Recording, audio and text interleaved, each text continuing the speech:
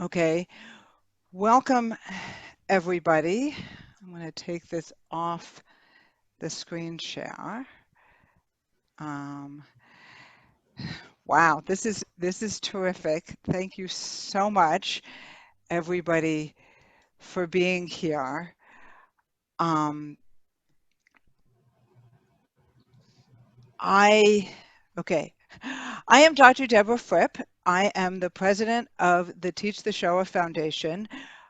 We are dedicated to helping you bring the abiding lessons of the Holocaust to the next generation in a way that is relevant to them and to you.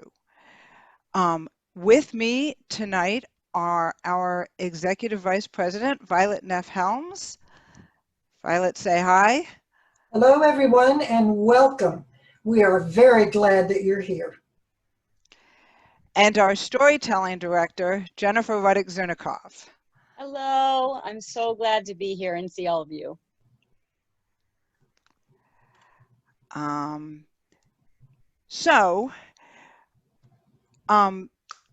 the most part, I'm going to ask everybody to stay muted. Everybody came in muted, so thank you for that. We have the chat box open for questions, and wow, and Mehak made it. Well, welcome from India, Mehak. We have one person who told me she was coming from India, and I'm really thrilled to have her here. Yes. Good. So I'm glad you made it. It's 5:30 in the morning in India, so we appreciate the time. So we'll be monitoring the chat box for questions. Also, you can raise your hand. There's a lot of people here, so if you raise your hand on the reactions and we don't see it, write us a note in the chat. We might and say I wanted to say something, and we'll unmute you. I also want to let everybody know that we are recording this. So just be aware. My intention is to upload it into our YouTube channel tomorrow morning. So if you missed something or somebody that you knew wanted to be here and couldn't, you'll be able to access it that way. So now that we've told you a little about ourselves, I want to start with a quick poll to get a sense of who we have here. So I'm going to put up this poll. If you can fill it out, I'd appreciate it. Note that there are 3 questions, so you need to scroll down. So if you just fill that out for me, are we seeing the poll? Okay. So if you fill that out for me real quick, I will put it up and we'll be able to tell who we have here. Okay, I think I'm going to close the polling at this point so we can move on, and I'm going to share the results with you. You should be able to see the results. We've got a pretty broad range. Yes, okay, so we've got a couple of people in the other category, and I saw Stacy, I'm so glad you're here from Facing History. We've got a number of religious school teachers, day school teachers, public school teachers, a wide variety of experiences, and a pretty wide variety of experiences in how we've taught the Holocaust, although primarily historically. Non-public special education school, and a librarian, marvelous. So lots and lots of different people from different places. That's terrific, thank you. Okay, so what do we mean when we say teaching the Holocaust through story? What we mean is, what if, rather than teaching the history of the Holocaust, we told the story of the Holocaust?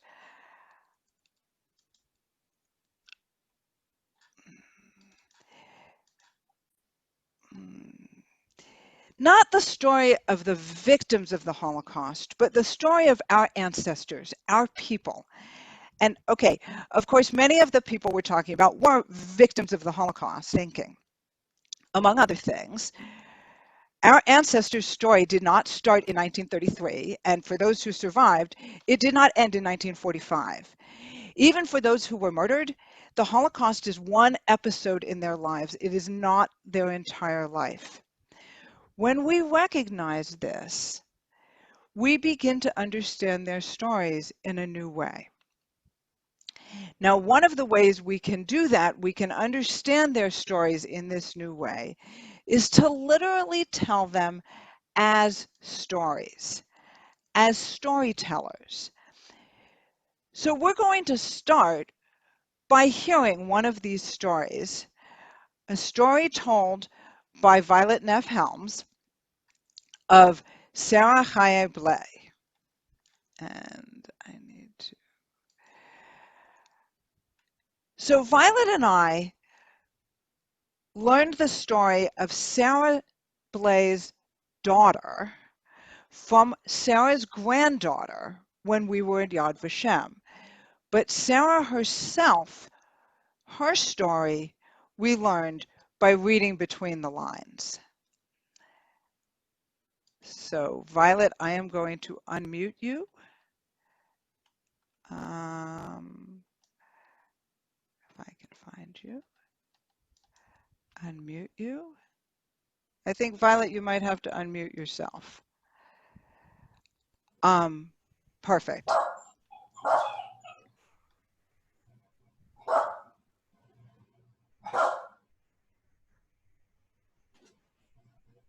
Life takes different turns.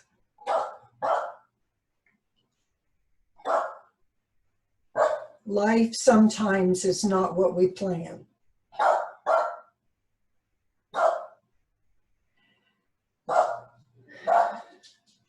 I have worked so long and so many years to be a help to my husband and my children. Oh, my children, my child, my Esther. God had blessed my husband with sons before me. And then with me, we had this beautiful little girl, and she's been just the joy of our life. Always our joy, always. And when she became of age, we talked about it, my husband and I, and he chose a most wonderful man to be her love, to be her provider, to be her helper. And finally, after 2 years, she's agreed to be married, and we're very, very happy about that, aren't we? Aren't we? Oh, but life doesn't give you something good. And it seems like there has to be something bad in the middle of it, or at least difficult. And if the Russians are anything, they're difficult.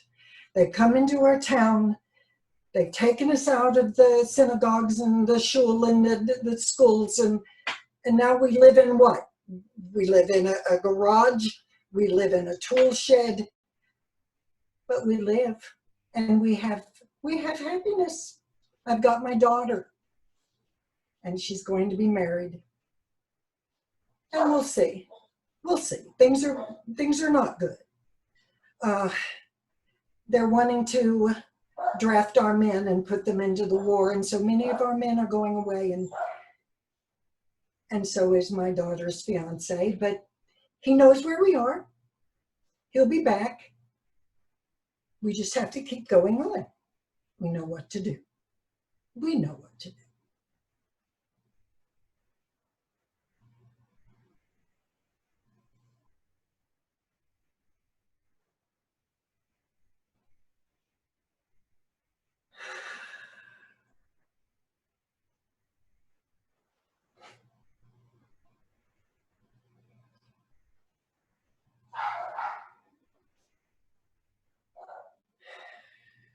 We try.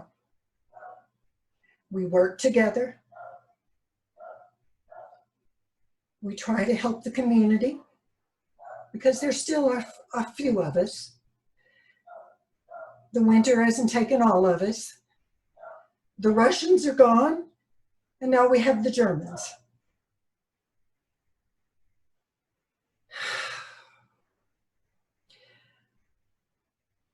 The Germans decided that they would let us rule ourselves. So they chose a few of the men, my husband among them, and they said, you will tell the people this is what we want done, and that's what we want done, and you'll do it. You'll take care of things for us because you're good, aren't you? You'll be fine. And so my husband did. And the young men, the ones that were left, that the Germans didn't take, or that didn't go to the mountains, the Germans wanted them too. And they came and they took them, but they don't take them as soldiers. We know. Oh, it's hush hush, but we know. We know.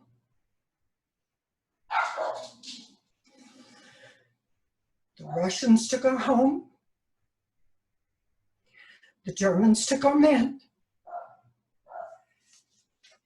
And now God has taken my husband.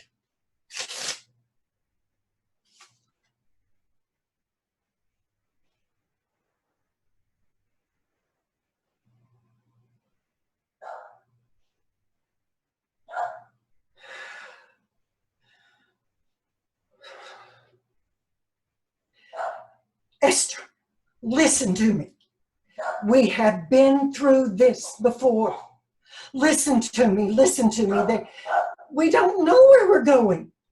They just gathered us up and we're now in this train. Oh, it's nothing like a real train. It's nothing but for pigs and cows and goats, and it stinks and there's no air, and you won't leave me.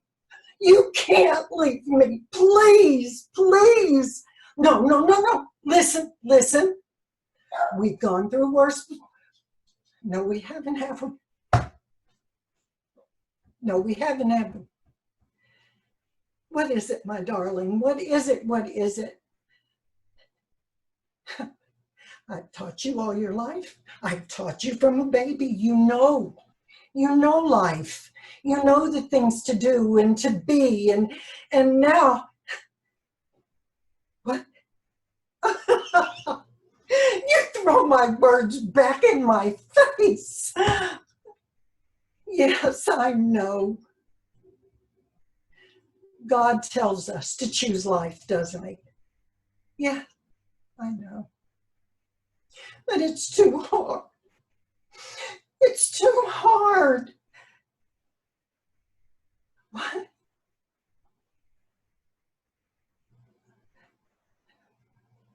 I don't know. No, please, no. No!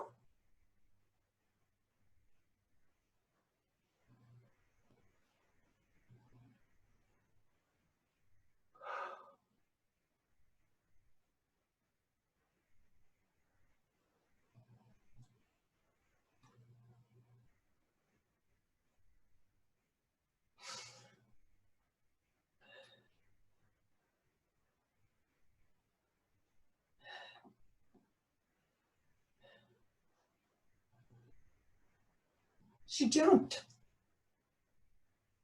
She jumped. And I hear the guns.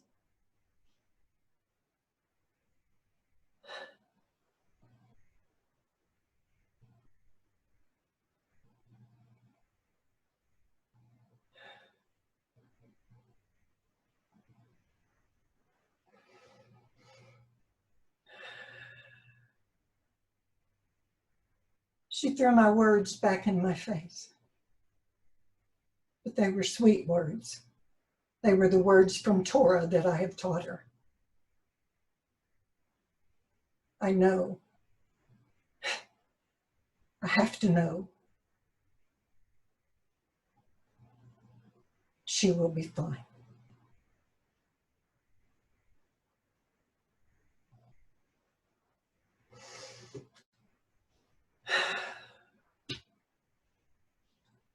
Come closer, sisters. Let us hang on. Let us be strong. We have another desert to cross.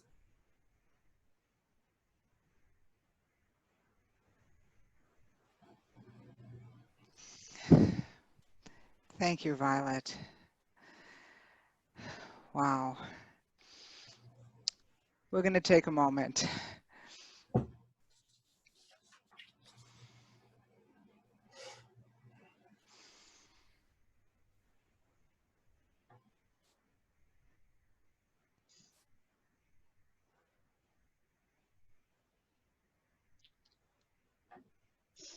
Violet. Oh, thank you so much. I'm still trying to just breathe through that. And you know what I want to do now? I would like to give you some appreciations, some positive feedback and warmth for the gift, this very fiery gift that you just gave to us. May I do that? Yes, please. So Violet, as you know, and I'll let everybody else know, I've heard the story many times from you, in person, and then more recently on the phone and through Zoom. And every time, you are remarkably present. You truly step in, and there is nothing else. There is you, there is Sarah, the woman you are portraying, there is Esther, and we're in her life for just a moment, but you bring us there. Why? Because you go there, which is so difficult and so essential to do what we're trying to do through this kind of education. I just have to say, just for a moment, to acknowledge, even though I'm assuming everybody's feeling very emotional right now, this is very visceral, that you've also done something incredible when it comes to kind of the academic side of this. And that is that you have taught us a piece of history. You have taught us about this, what this community has gone through the changes of the Russians to the Germans to being put onto this train to her death. And you have taught it to us in a way that no matter how many textbooks you read, how advanced your research is, how many PhDs a person has, they can never receive this education until they step in through story, through the arts, and through someone who's really willing to put her neshama, to put her spirit right into it. So thank you so much. Thank you. Thank you, and you're welcome. And I want to invite all our community here, because we have now, if we weren't before, we have become a community. When people together witness something like this, we become a part of it. We are bonded to each other as well as we certainly are to you. So I want to invite people to write in the chat a form of an appreciation, some kind of feedback, and it can be a very visceral response. And we're going, obviously this is a positive feedback for Violet. Yes, please. And also if somebody feels a real desire to share aloud, you can let us know. We'll have time for a few people to share aloud. But please do write into the chat.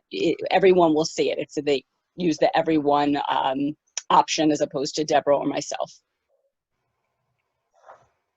Just take a minute to do that. And again, if you want to raise your hand. Deborah, can I guess people can choose to go onto gallery, right? And then we can see people. Okay. Yes, I've actually got it on gallery. So if anybody wanted to raise their hands, sometimes it's hard to respond right after something like that. Yes. And you can respond, by the way, throughout our session. Don't feel like it only has to be this minute. Even if it's 20 minutes from now, you can still write to Violet.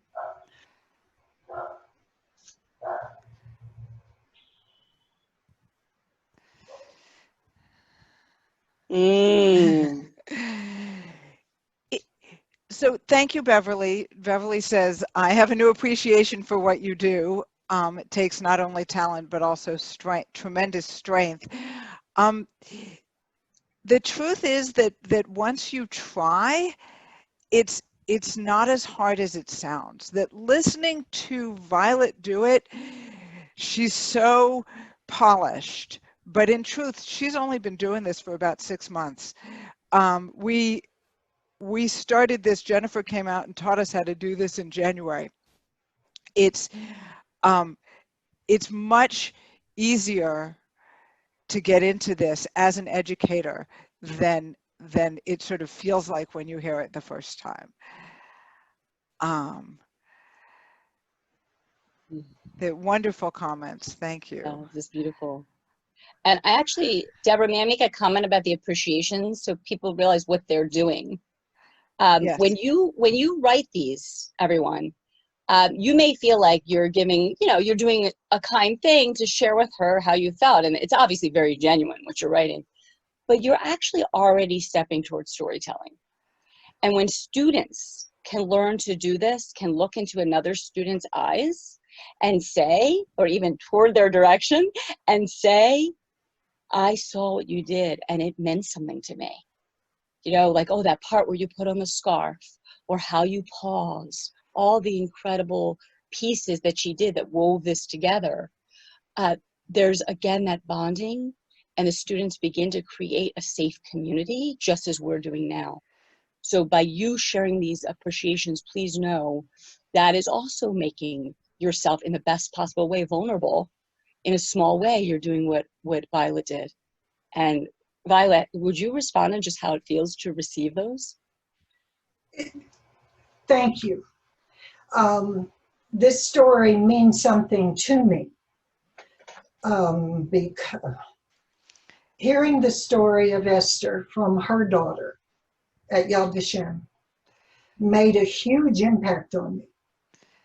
And so when I was looking to tell a story and I was going over Esther's story, as Deborah said, I saw Esther's mother between the lines, and it struck me, that's whose story I want to tell. And I appreciate everything that people have said, because I'm trying to do honor to Esther's mother. I want to honor Sarah, and I want to honor Esther and her granddaughter in that telling. And from what you said, that makes me feel as if I've at least approached it.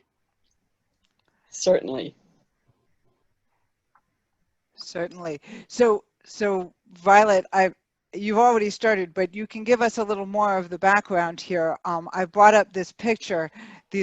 This is the daughter Esther. As you folks might have guessed, Esther Rivka did survive, because we heard it from her granddaughter, her daughter. And this is a picture of her actually arriving in Warsaw shortly after she jumped off that train. So Violet, you want to give us a little more about the story behind the story, or? Yes. Sarah, unfortunately, did not survive. They went on and she was murdered. But when Esther jumped from the train, she fell into a cornfield, and for whatever reason, none of those bullets hit her. There was another girl that jumped at the same time, but we have no idea what happened to her. When Esther left, she continued to go and look for things that would help her community. She tried to find people in her community. She lived for a while, as this said, as an Aaron, as a Christian, in Warsaw, as part of Heidi. She taught, she hid for a while, but she continued to look for her fiance. If you remember, we mentioned him briefly at the beginning. He was the big highlight in her mother's life. And eventually, by the end of the war, they did find each other, and they married. And that's when they had that beautiful woman that we got to meet at Yad Vashem. Malky, her name is Malky. This is a picture of her down in the corner here. And that display of the train, when we heard the story, Dr. Fripp and I, we were sitting with other people in our class, And Malky told us this story, but she didn't tell us until the very end that Esther was her mother. And when she did, there was an audible gasp. It was just very powerful. We were sitting under the train car. See those windows? She jumped out of that window. Esther beat it open, they pulled it apart and jumped out. She wanted to live.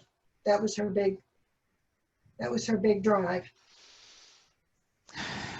Now, does anyone have any questions that they might like to ask me about this process or what I did to get here?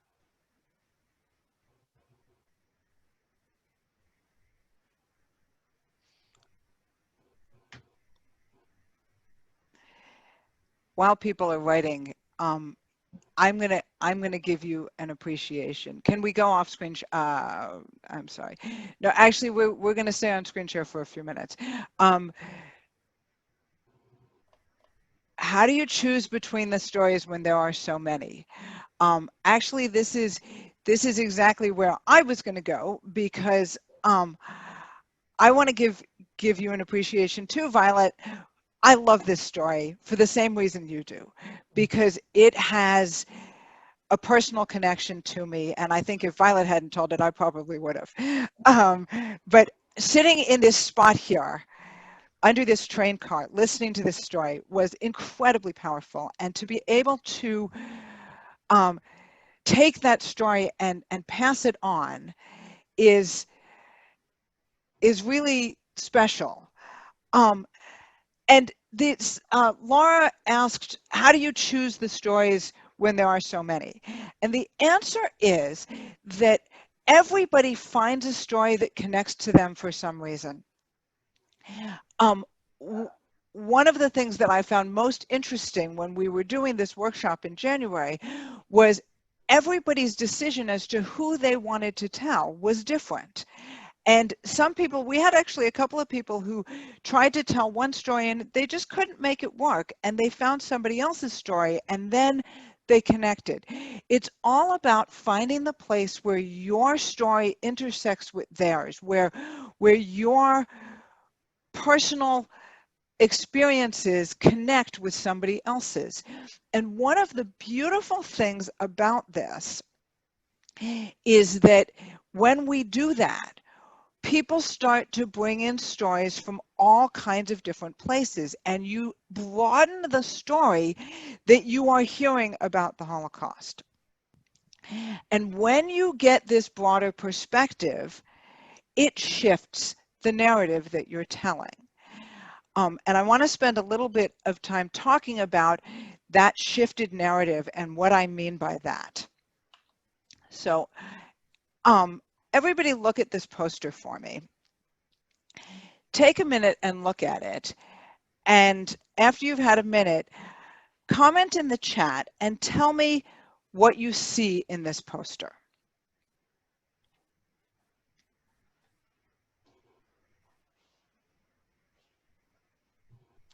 This, by the way, is a poster from a poster contest at Yad Vashem that Yad Vashem had in 2012 and 2014 and again in 2017. And there are many wonderful posters that you can use with your students. There are links to these posters and everything else we're talking about on our website, and I'll give you that link later. Okay, it looks like it's from The Little Prince. Yes. So some people are seeing, okay, so I've got some people seeing two faces looking at each other, the face in black looking up, looking down at the child looking up, and I'm sure that the connection to Schindler's List is probably not accidental. If you could see really closely, I don't think this version is good enough, you'd be able to see though that the child's eye is actually a Star of David, and the eye in the black face at the top is actually a swastika. So in that way, it is meant to be threatening, I think. Is anybody seeing something totally different? Anybody looking at the gray instead of the black?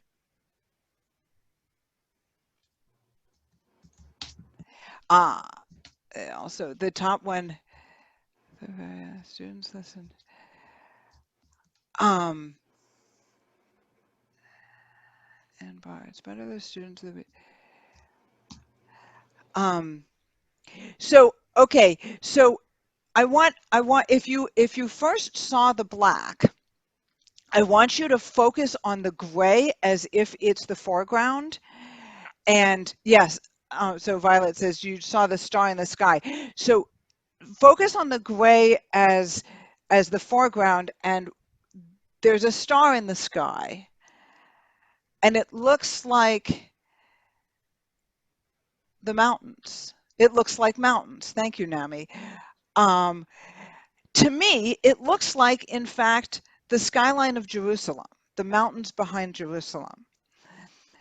Um, this poster, to me, represents is everything that we are trying to do in Holocaust education, because it is both this terrifying story of this Nazi looking down at this little boy, but it's also the story of this little boy looking up at the mountains and seeing hope.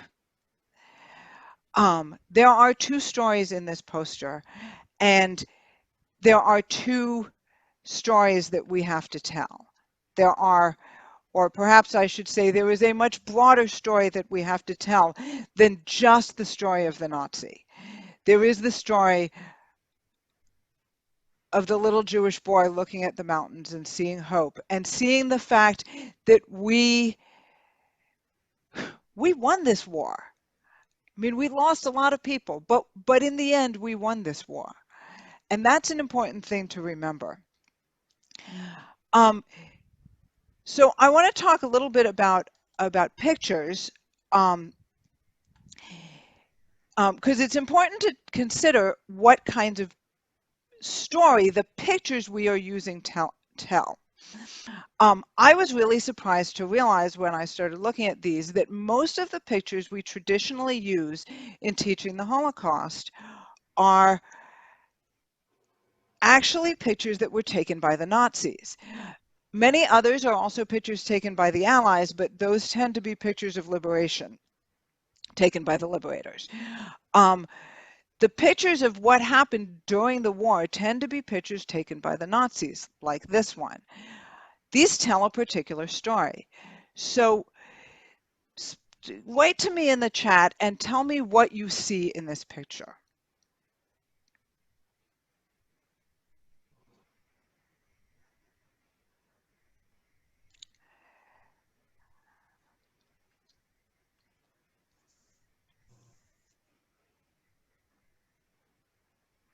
A starving woman. Okay, the woman starving in who's starving in the street. What about the other woman?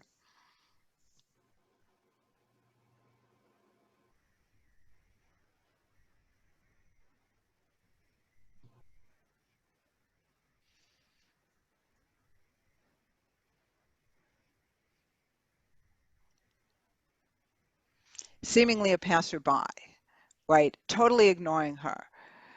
A scared, haunted woman looking at as another woman walks by, not paying any attention. Yeah, similarly how we behave when we see homeless. Yes. So yes, I hope you're all reading these in the chat. This picture was taken by a German soldier walking through the ghetto, and it gives us the distinct impression of a population completely involved in its own problems.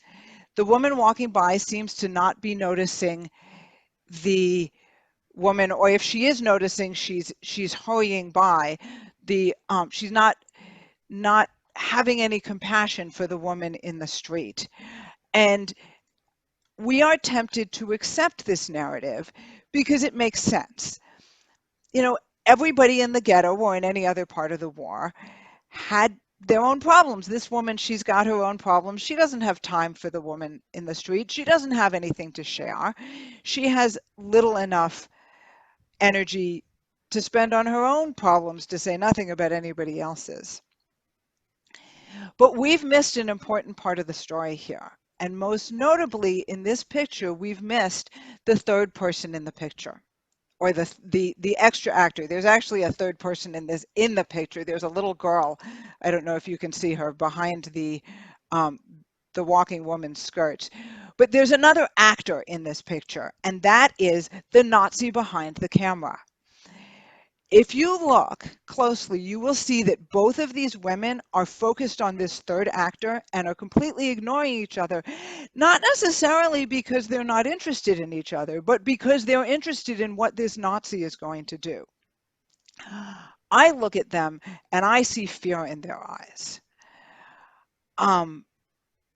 Violet looked at them and saw something slightly different. Violet, would you tell us what you see in this picture? Yes. When I look at this picture and I concentrate on it, I think that this woman who's carrying the bag was about to give food to the woman on the ground. The woman on the ground looks hopeful. And her hope is one that she's been given food before. And this woman that's standing there with the bag has been startled by the German, because you can see there's a little bit of blurring where she's moved. It's not that she's walking away. She turned.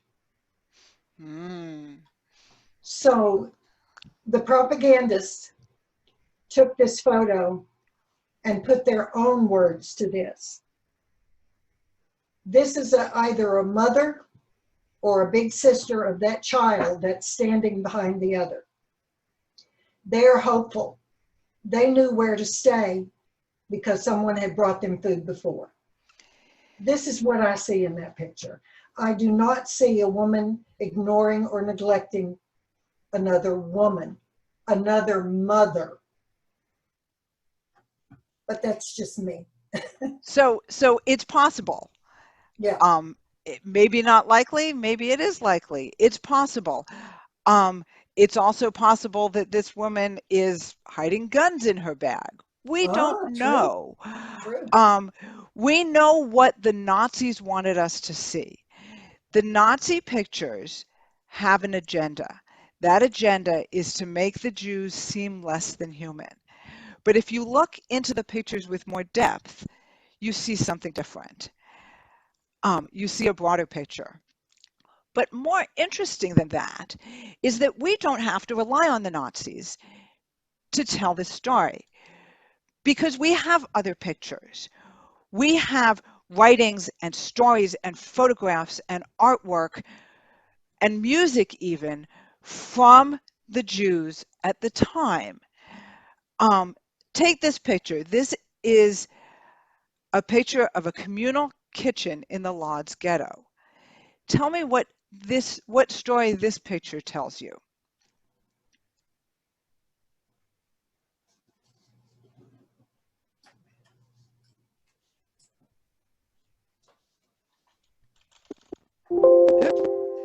We're not ready for that, sorry.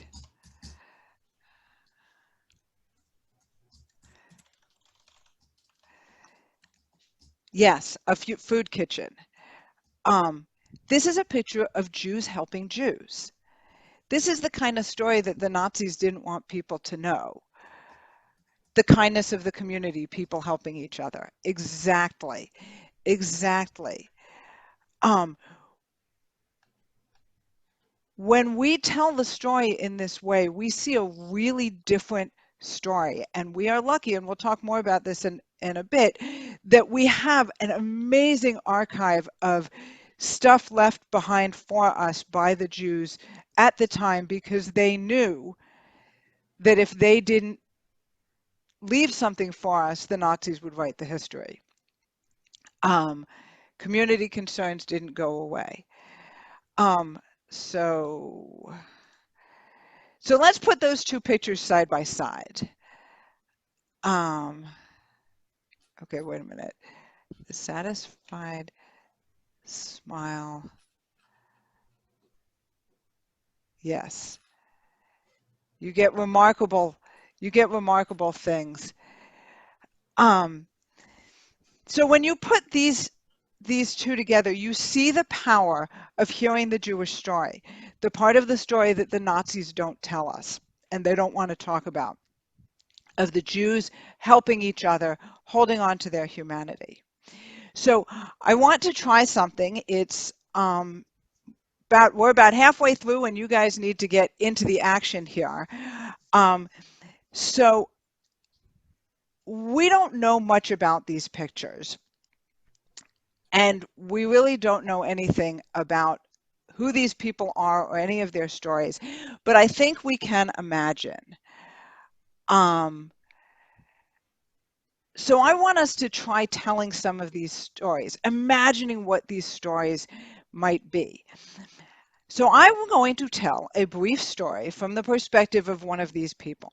Somebody pick, I want one of you folks to pick somebody in this picture, in one of these pictures, and I will tell a 30-second stream of consciousness from that person's perspective. Somebody pick somebody for me.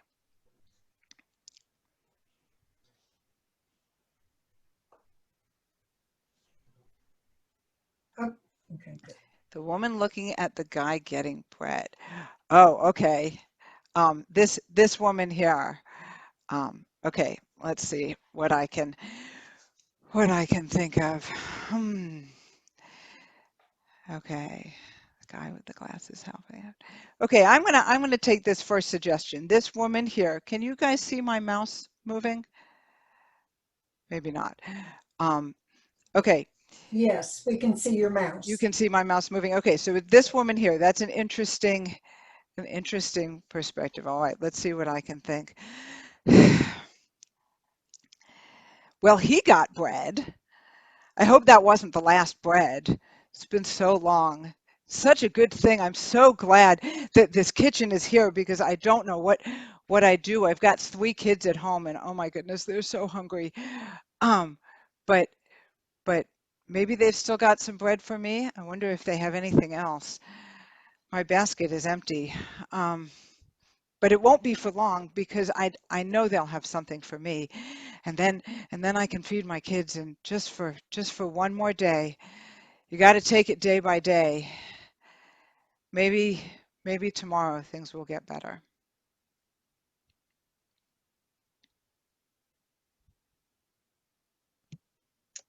Deborah, thank you. May I give you appreciations now? You may. So first of all, I just want to acknowledge, even though I'm sure everyone's thinking it, that you have a lot of nerve. I do. Chutzpah, in the best possible way. Deborah did not practice as if she were every single person in these pictures, by the way. But I also have a lot of chutzpah to think I could think I could say what any of these people are thinking. And I do want to acknowledge that I have no idea what these people are thinking. I am just imagining. But by trying to put myself in her place, I get a little more empathy, I think. Absolutely. And that I'm glad you brought that up because when we're learning about storytelling, that is very often the initial reaction of students, even more so if they're young adults or not so young adults. The more adult they are, the more it's this fear of, who am I?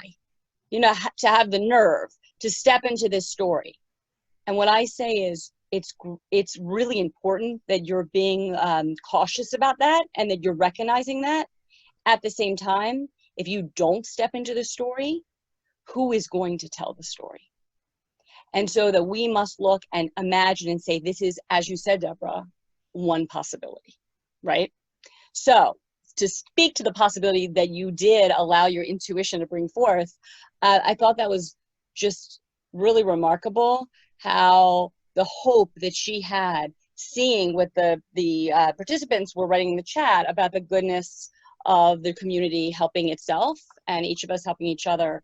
And that she, of course, as an individual whose stomach is rumbling, whose children could be starving, of course she's going to think, me. I mean, this is very normal. But also that hope of kind of accepting, this is what we do for each other. We help. And I'm ready to receive that. And I'm going to take this one day at a time because that's all I can do. And it changed everything for me. I mean, I've looked at this several times, this picture with you, and I've noticed that woman, but I never stopped. My brain was too busy trying to, take it all in to say, it's too much, just like the Holocaust. And learning about it is too much to take in at once. Let's go with one person, one community at a time, and things begin to weave. And we do learn more of the story, the expansive story. Thank you, Deborah. That's beautiful, Jennifer. Things Thanks. begin to weave together. That is what we're doing. We're weaving them together. Judith, the answer to your question, is there a good source to get photographs, is Yad Vashem's website actually is a great source for these kinds of photographs, and our website actually can lead you to some of them too. So now I am going to ask you to participate. What we're going to do is I want you to look at these two pictures and pick a person, pick one person in these pictures, in one of these pictures. Deborah, also may people give you, at least in the chat as they're doing this, some quick appreciations, because I would like you to receive, even though yours was very short and improvised, one of the things Deborah, I always talk about is if someone, even the leader, puts herself out there, that's just kind of the part of the obligatory piece of this. Stories come and we listen and appreciate. Absolutely, absolutely. If you have appreciations you'd like to put in the chat, I'd be delighted to get them. And may I give those three types now, Deborah?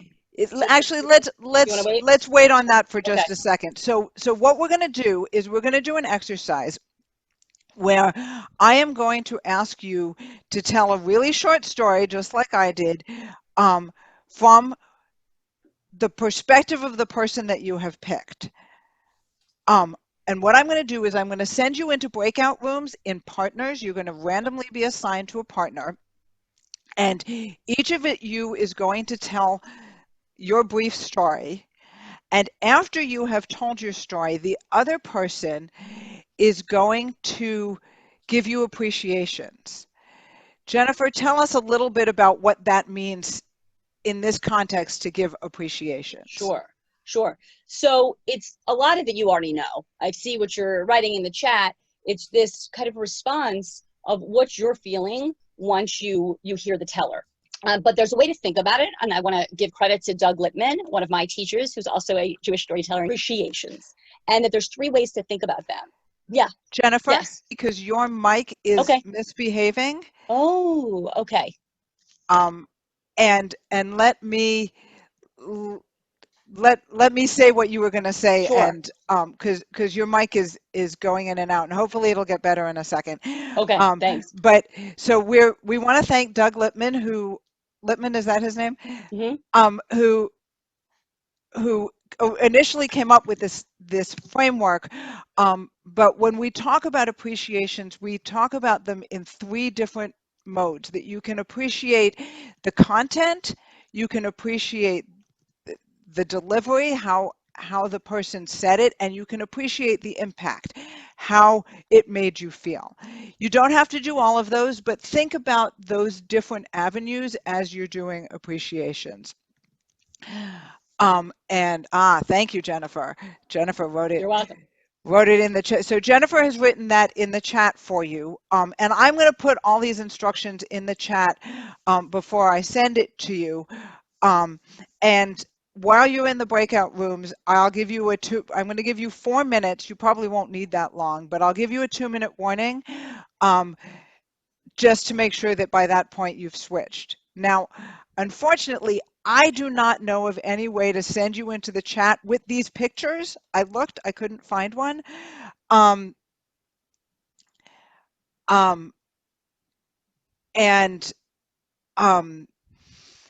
So you're going to have to get the pictures in your head. And I know some of you would prefer to be listeners, but go into the partners anyway and let the other person go first. And then Deborah, can I give them some quick, very brief help? I think people are going to need some guidance. And I know you have to set up your everything up, right? Okay, so I'm going to go set up the breakout rooms, and I want you to be thinking about what Jennifer is going to give you some guidance, but also be thinking about what you want to say, and maybe even write it down a little bit. Yes, Great. Jennifer, you go give them some guidance while I set up the.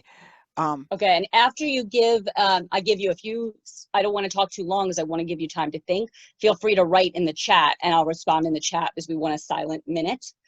So what we're trying to have you do is to look at these people like Deborah did and really think of one of these people and imagine what it might be like to be him or her. It doesn't have to match 100% the picture.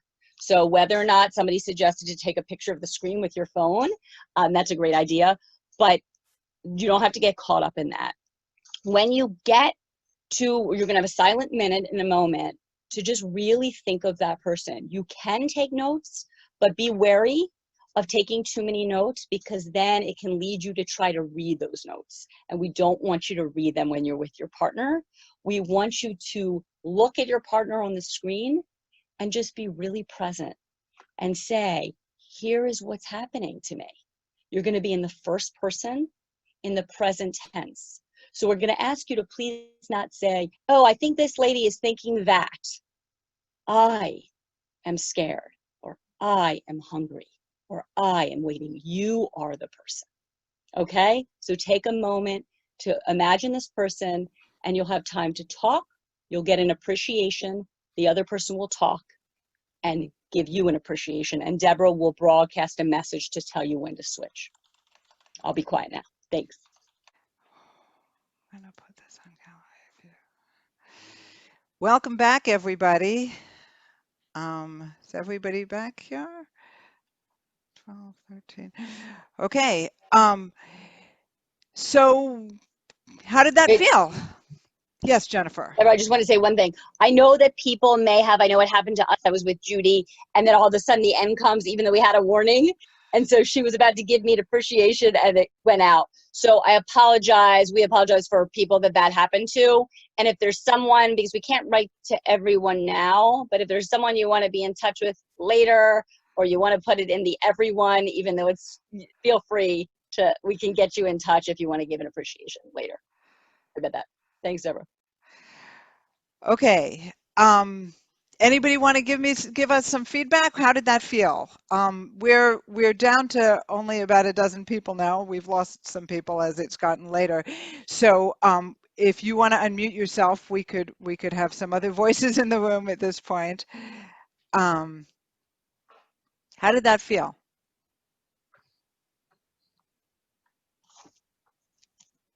Very you can intense. unmute yourself if you want.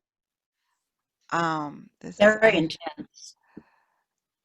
very intense. Was it overwhelmingly intense? No, but when I was telling my story, I could feel it growing in me, and listening to my partner, I could feel that by the end, I mean, it felt so emotional. I mean, we're not there. Right. So Right. there's a shield there. Yes. Well, But it is, we don't want to be there, right? I mean, this is not something that we actually want to experience. So having a little bit of distance, and especially for our students to have a little bit of distance, this is very important. But yes, it's very intense, and yet in some ways more natural and easier. I want to point out that this partner work that you were doing is the way we do this, and it makes it much easier to actually work to get both adults and students working through this. Karen, you unmuted yourself. What can we? I just wanted to say I love using children's literature to teach all ages, but I find that if, as the storyteller, I'm familiar enough with the story, using the book and the pictures more as props, and really losing myself in what the story is about and what the message is that I plan beforehand that I want to come across, that's the most effective way of using storytelling where you lose yourself in the story you're sharing. And Yes. you're not sharing the story because you like it or you don't like it. You have an agenda in choosing the story. And I've never done this with Holocaust education, and I think it's fabulous. Thank you. It's a fascinating thing to do, isn't it? Judith, did you have something you wanted to add? Yeah, I thought it was really, really amazing, and I think it can, I can imagine how it would really personalize the experience for the students that we have. Okay, so I'm going to go back to the slides, and we're going to talk a little more about, if I can, okay. We're going to talk a little more about some of the ideas that we're trying to get across. You know, these points we've actually made already. You know, these are real peoples with lives and stories that need to be told. You know, this can, of course, be said of all people, that all people have stories to be told, and it's worth taking a moment to note that in this time when so many people are clamoring to be heard, we should remember that everyone has a story to tell, and that the more we listen to each other's stories, the more we understand each other. And the more we tell broader stories, not just of the Holocaust, but of our communities too, the more we help our students understand. And the other major point here is that we have resources. You may have seen this picture before. These are the boxes and the milk crates that the Oneg Shabbat archive was hidden in Warsaw. That's actually what the people who developed it called it. They included in this archive writings, diaries, drawings, photographs, flyers, identity cards, newspapers, everything you can imagine that would tell you about life in the ghetto. And they did this because they realized that if they didn't write their story, somebody else would. And there's a marvelous movie actually that just came out about this called Who Will Write Our History? And Facing History has actually a free education version of it that I think is actually probably better than the original, which was a little longer than I would have preferred.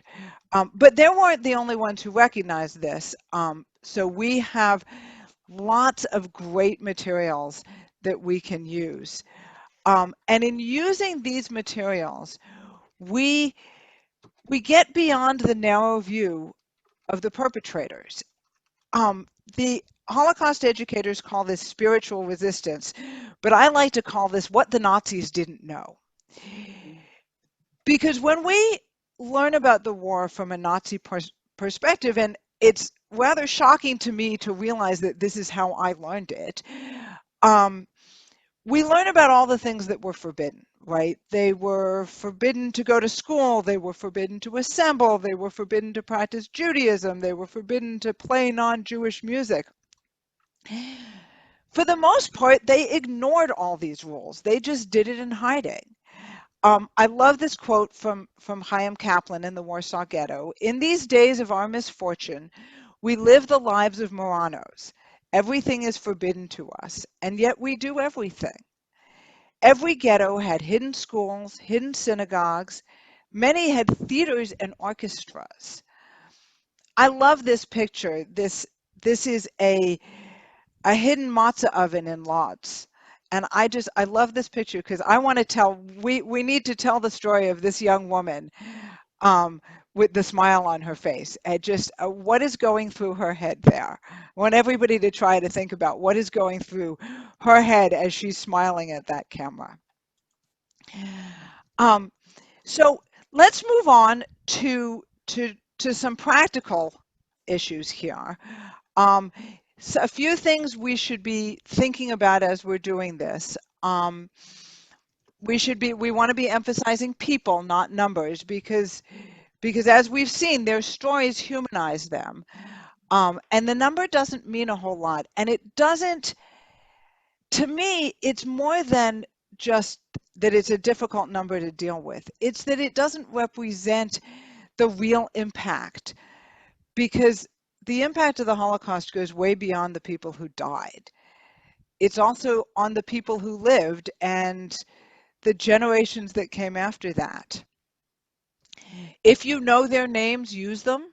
You know, there are some stories we have that we don't know their names, but if we do, and as we said before, tell their complete stories. Don't get stuck in the Nazis' timeline.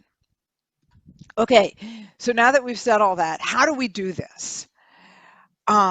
So here are some suggestions, some practical suggestions here.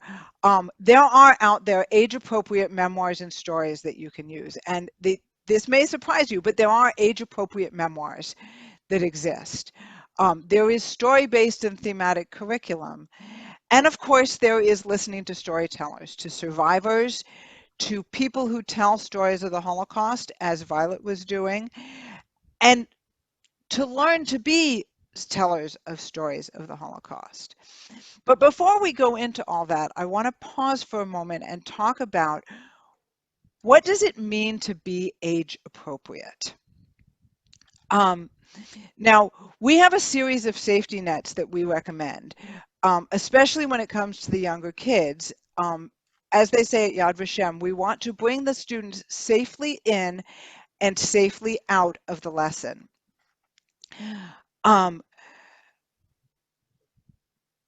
And we're going to be talking about those in great detail next time. If you didn't know this, we have a next time planned. In 2 weeks, we're going to have a session on teaching the Holocaust without traumatizing your students. And it's going to be all about this question of how to stay age appropriate and how to prevent the kind of trauma that often happens when you're talking about the Holocaust. But we're going to save that for next time. For right now, the most important lesson that I want to get across to you is that we need to be telling true and realistic stories at every age, but we do not need to tell the whole story at every age. There are clearly Holocaust stories that are not appropriate to tell young children, but there are Holocaust stories that are appropriate to tell young children. Such stories do exist. This table gives you the sense of what we consider to be age appropriate for each age group.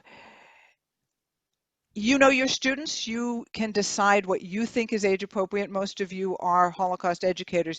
This is our sense of what we consider to be age appropriate for the various age groups. Okay,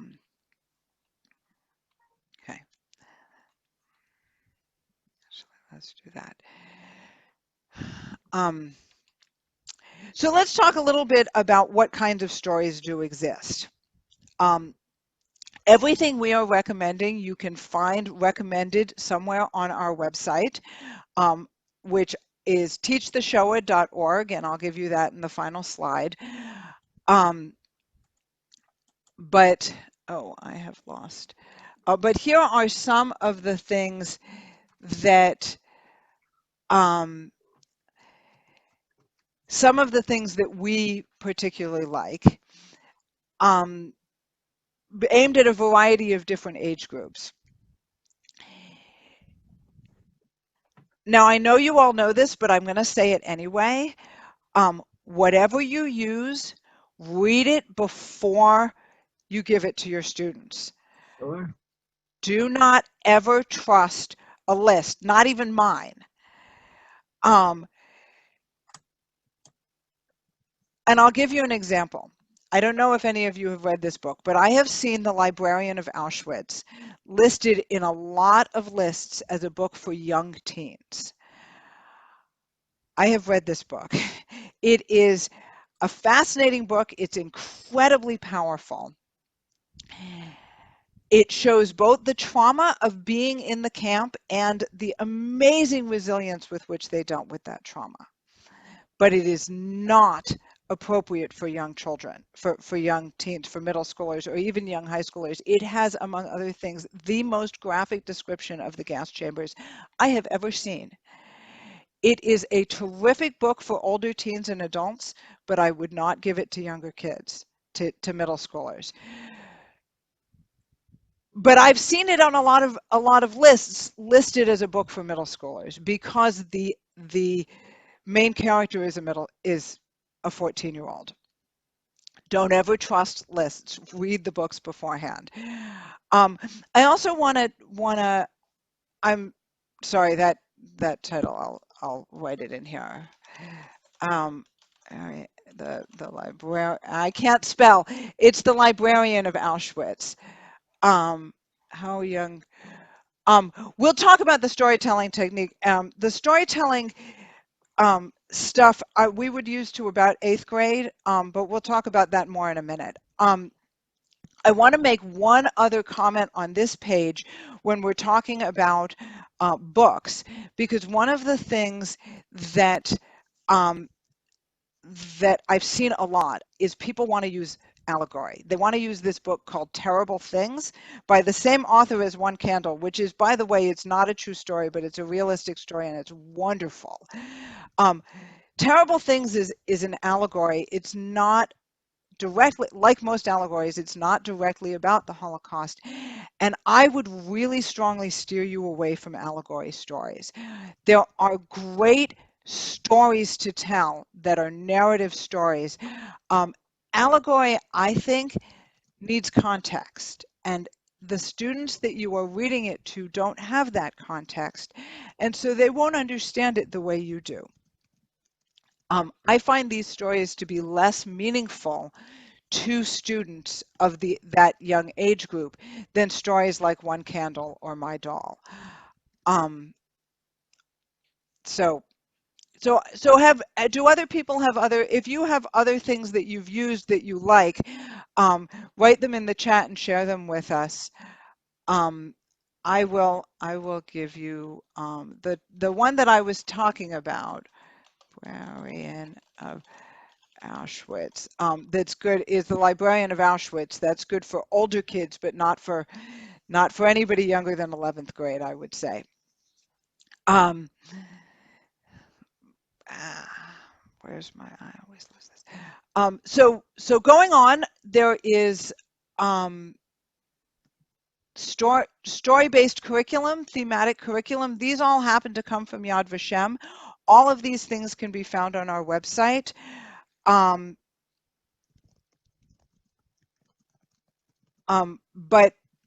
links to all of these things. These are for a variety of age groups. Ways of pulling in other kinds of experiential learning and different kinds of discussion into your teaching. But of course, the best way to get a story is to listen to it from the source. In some places, and I'm sure some of you live in some places, sorry. Somebody was asking me how long this runs. I'm hoping to be done by about 8:30 my time. So if you're on the East Coast, that's 9:30. So we should be finishing up relatively soon. I want to talk a little bit about survivors. If you have survivors that are available to you, bringing the survivors in is a great thing. Be a little careful to talk to them about their stories because not all survivor stories are age appropriate. But actually what I found is that the bigger problem is in places like Dallas, where I live, there just are not very many survivors who are available to come speak, which is why we developed this other program, of teaching adults to be storytellers, like what Violet did for you today and what you were practicing today. Neil is actually the son of a Holocaust survivor. He tells his mother's story, but one of the beautiful things about storytelling is that it doesn't have to be a story that comes from a survivor. You can get the story from diaries, from and from other places like where Violet found Sarah's story. This allows us to tell stories of the murdered as well as the survivors, and it really broadens the perspective of how we can do this. We are going to be running a workshop on how to do this at the Summer of New Cage in July. So we're not sure exactly when that's going to be, but stay tuned. I will tell you as soon as I know. And finally, I want to talk about the student storytellers. These are both programs we are developing at Teach the Shoah. And with the student storytelling, we think of this as a capstone project. So in 8th grade, after they've done middle school's worth of learning about the Holocaust from other kinds of directions, either historically or through stories told to them, or in high school after they've spent all of their religious school years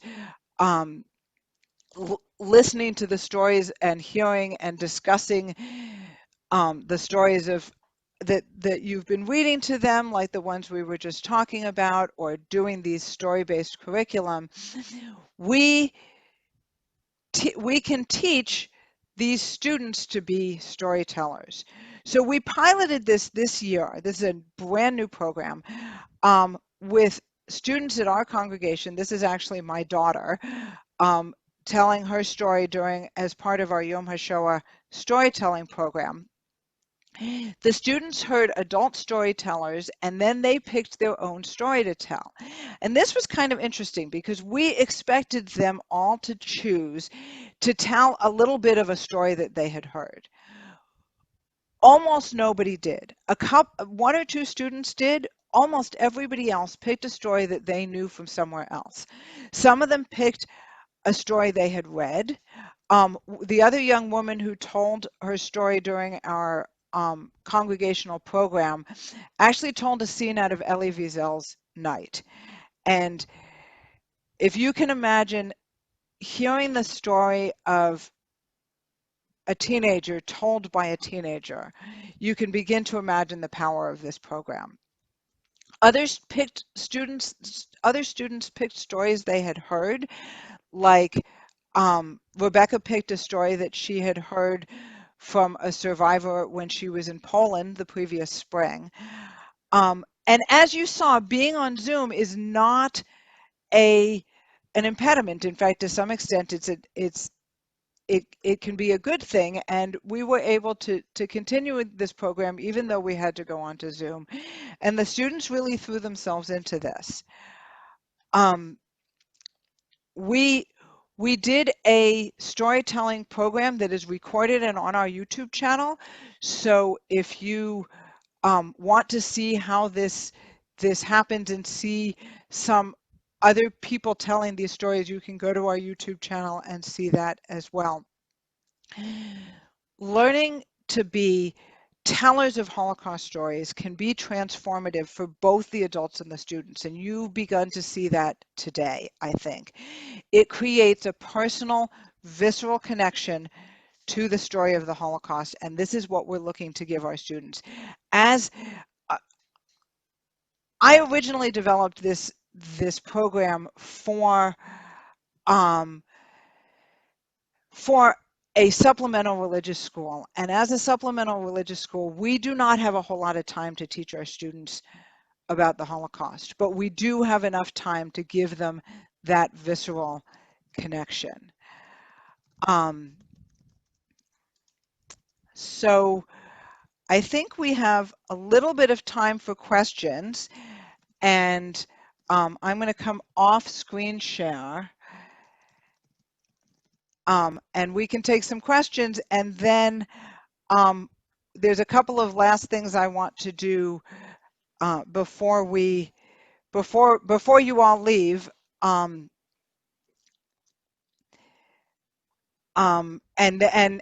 Another poll I'd like to give you guys before you go. So if we have questions, I saw somebody ask for the YouTube link, and I will bring it up right now.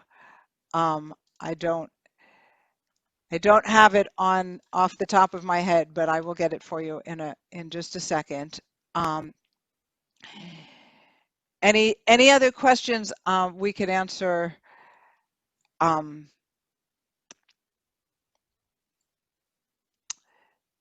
I have a question. yes.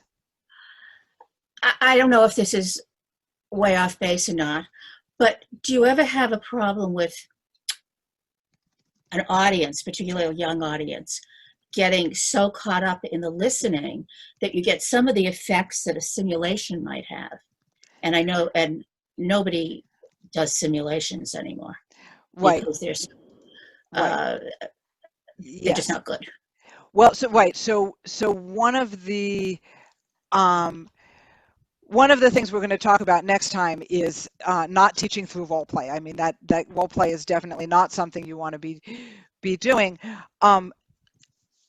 You have to be age appropriate, right? You have to be careful to make the story age appropriate. We haven't actually done this a whole lot yet with the younger kids. Mostly with the younger kids, we're using these books that were designed for their age groups, and that most of the books that I'm recommending to you are um, come out of Yad Vashem, and they developed them for Israeli schools, but they developed them to be very carefully age appropriate, and they fit the age groups that they are aimed at very well. So we have not really had that problem using those books. We haven't yet really tried to do it with the storytelling. So we'll have to see how that works. So Deborah, can I speak a little bit to that? yes, I am Deborah? putting, yeah, just one second. I just put the link to Teach the Show as YouTube channel into the chat. If you want it, you'll find both the storytelling and the ritual that we did for Yom HaShoah up there. And this will be up there in the next couple of days. Jennifer, go. Yes, I just want to speak to what was just asked. So most of my experience doing this has been, or a good amount of it has been working with college students. So for 10 years, I worked at Goucher College teaching this method with more than 100 students who interviewed 30-something survivors over these 10-year period. So telling these and having various people of various backgrounds and various listeners, including high school listeners every single year, we would go to a local high school in Baltimore County.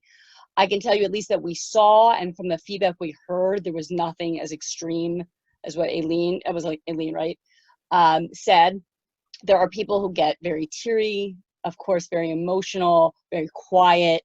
And of course, we can't know if there's someone who has psychological, pain or trauma that it could bring up. I mean, that, that could, of course, like anything, happen.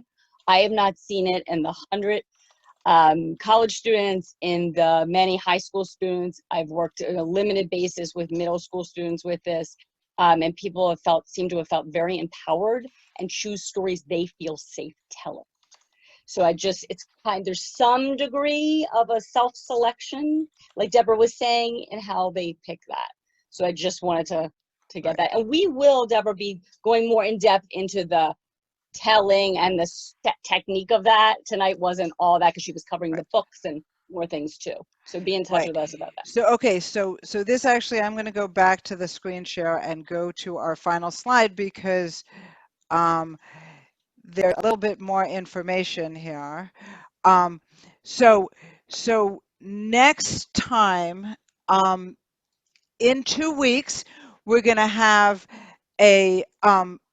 another session of this talking about some of the things like Eileen was talking about, the safety nets and ideas that we try to avoid and the things that we try to do to keep our students feeling safe as they're learning about this very difficult subject. That's at the same time, Wednesday, 2 weeks from now. And then during July, during the Summer of New Cage, as it's being called, we're going to be teaching 3 workshops about this kind of storytelling. And in one of them, we're actually going to be working more in partners and doing, trying out some of the techniques more in a more focused way, like you had a chance to do a little bit tonight. And also in the final one, the panel discussion, we're going to be talking more about the high school program. So, and here's our website. At our website, you can find everything that we've talked about and more, and all the resources that we've talked about. And so if you would be willing, I would be greatly appreciative if you could do two things for me before we finish. One is to write in the chat something that you're taking away from this. And the other is to fill out this poll about what you would like to see next, what other kinds of workshops you'd like to see, and the like. Again, this poll has 3 questions. One of them, the first one is about what else you would like to see. The second one is, we are here, Teach the Show, are here to be a resource for you. If you would like to talk about planning your program or getting training for your teachers, we are here to help you with that. And if you want us to do that, let us know in question 2, and I will follow up with you to help you work with that.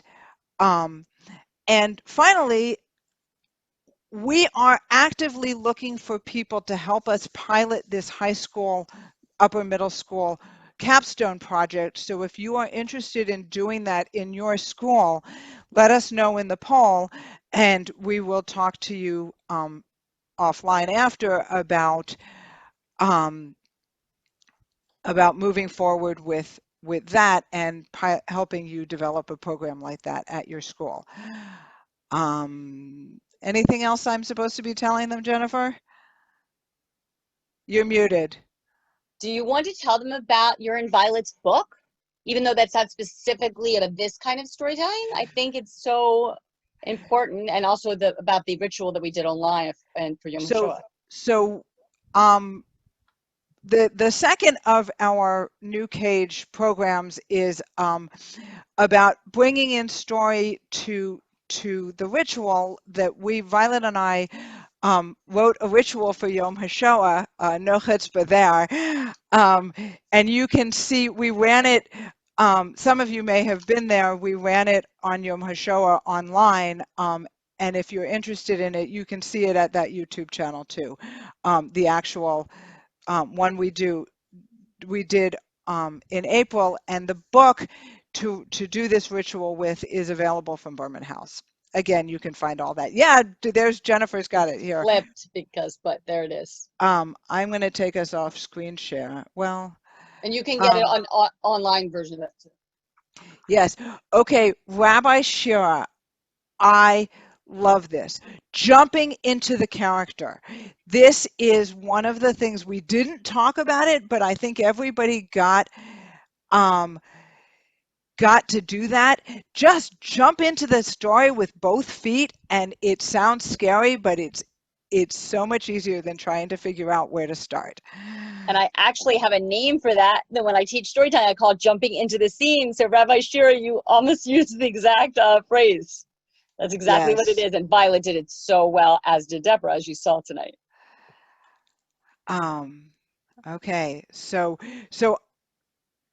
I'm going to take us off screen share, but I'm going to write this, the website into the chat again, just so everybody has it. I just want to comment on some of these things we're seeing in the what you're taking away. Both Abra and Claire wrote about, not getting stuck or feeling like you have to follow the Nazi timeline. And that's something I really like when Deborah explains that to us. Yes. Okay, so thank you so much for being here. And of course, my phone's ringing now. And be in touch, because we want to help. And this is a jumping off point to other workshops. New Cage, I just want to give a little plug to that. It's a Jewish education conference this summer. Is the first time it's online because, of course, the pandemic.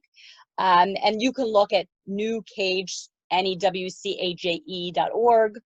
But Deborah and I are going to be teaching 3 of these workshops together, and there's a million things going on. So you can learn a lot more than about the Holocaust, but we would love to see any of you, and you invite your friends. People can pay just for the given session as well as for the whole conference. So just be in touch with Deborah or myself if you want. And I just want to say one last thing to Violet. Violet, you are a beautiful soul, and you are a gifted storyteller. And it's not just a gift, though. I want everyone to know that's not just talent. That is dedication, passion, and truly trying very specific techniques and making them her own. What I saw tonight was totally a whole nother level. Yes, thank you, Violet. And thank you all for coming. Like I said, I'll be announcing the next workshop in the next couple of days. In case people are curious, I'm going to share the results of the poll. We have a wide variety of what people want to see, and so we will look into doing these in the future. The first 2 are actually the one we're going to do next. And those of you who said yes to questions 2 and 3, Zoom will tell me who you are, and so I will get in touch with you. So keep your eye out for things that we're doing, and thank you for coming. And if you have any questions, unmute yourself and we can talk. And otherwise, thank you. Thank you all so much. Thank you, Deborah. Amazing. Oh, Violet, you're on mute. Yeah, I just saw it. Thank you, Deborah. Thank you very much for bringing us all together. And thank you, Jennifer, for You your are so guidance. welcome. It's appreciated. Yes. Speaking the truth.